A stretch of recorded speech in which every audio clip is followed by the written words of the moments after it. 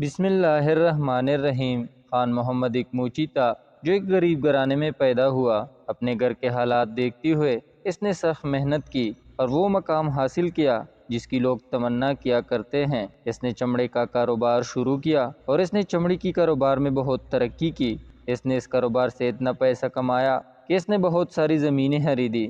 اتنا مال و دولت ہونے کے باوجود اس کی سوچ میں کوئی تبدیلی نہ آئی۔ جب اس کا آخری وقت قریب آیا تو اس نے اپنے تمام بیٹوں کو جمع کیا اور انہیں وصیت کرنے لگا کہ اے میرے بیٹوں، مجھے لگتا ہے کہ میری آخری وقت ہے اور میں زیادہ دن زندہ نہیں رہوں گا۔ میری خواہش ہے کہ میں اپنی جائیداد تم سب بھائیوں میں تقسیم کر دوں، مگر مجھ سے ایک وعدہ کرو کہ تم اس جائیداد سے اپنی بہن کو حصہ نہیں دو گے۔ سب سے چھوٹے بھائی نے باپ سے سوال کیا کہ ابا جان، بہن کو نہ دینے کی وجہ کیا ہے؟ بوڑھے باپ نے جواب دیا کہ میں ان کو اس لیے جائیداد میں حصہ نہیں دے رہا تھا کہ میرا یہ جائیداد خاندان سے باہر نہ جائے۔ کیا تم لوگ ایسا پسند کرو گے کہ تمہاری باپ کی محنت کی کمائی غیر کا ہے؟ چھوٹے بیٹے نے باپ کا جواب سنا تو خاموش ہو گیا، لیکن کڑکی کے پیچھے ان کی معذور بہن باپ کی آخری وصیت بڑے غور سے سن رہی تھی۔ وہ سب کے سامنے آئی اور روتے ہوئے کہنے لگی، ابا جان، ساری زندگی آپ کی خدمت آپ کی اس معذور بیٹی نے کی ہے۔ میں ایک بازو سے محروم ہونے کے باوجود آپ کی خدمت کرتی رہی، اور جو بیٹے مجبوراً آپ کا حال کبھی کبھی پوچھنے آتے ہیں،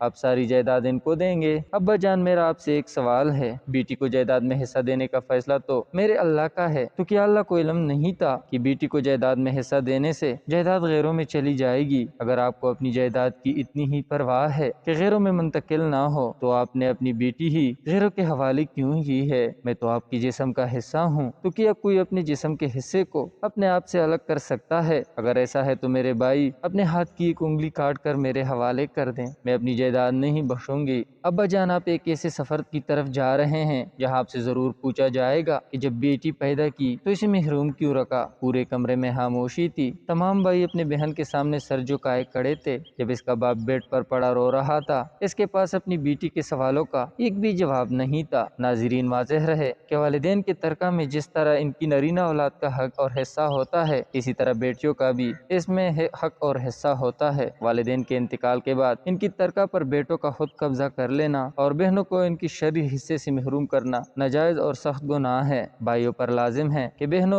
کو ان کا حق اس دنیا میں دے دے، ورنہ آخرت میں دینا پڑے گا، اور آخرت میں دینا آسان نہیں ہوگا۔ احادیث مبارکہ میں اس پر بڑی وعیدیں آئی ہیں۔ حضرت سعید بن زید رضی اللہ تعالیٰ عنہ فرماتے ہیں کہ رسول اللہ صلی اللہ علیہ وسلم نے فرمایا کہ جو شخص کسی کی بالش بھر زمین بھی ازرہ ظلم لے گا، قیامت کے دن 7 زمینوں میں سے اتنی ہی زمین اس کے گلے میں تھوک کے طور پر ڈالی جائے گی۔ حضرت انس رضی اللہ تعالیٰ عنہ فرماتے ہیں، رسول اللہ کا فرمان ہے کہ جو شخص اپنے وارث کی میراث کاٹے گا، یعنی اس کا حصہ نہیں دے گا، تو اللہ تعالیٰ قیامت کے دن اس کی جنت کی میراث کاٹ لے گا۔ اللہ اکبر۔ اللہ پاک ہم سب کو بیٹیوں کے ساتھ انصاف کرنے کی توفیق عطا فرمائے۔